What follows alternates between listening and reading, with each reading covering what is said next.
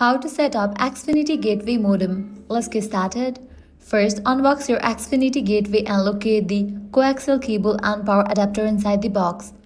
Take the coaxial cable and connect one end to the wall outlet. Plug the other end into the cable in port on the back of your gateway. Next, plug the power adapter into the gateway and then into your wall outlet. Wait a few minutes while the gateway powers up. You will know it's ready when the lights on the front are solid and stable. You can either connect a computer using an Ethernet cable or join the default Wi-Fi network using the SSID and password printed on the label of your gateway.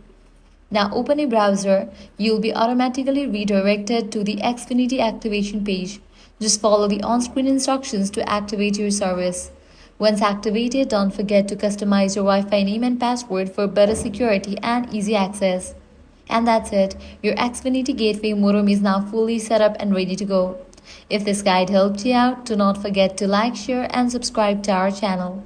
Thanks for watching.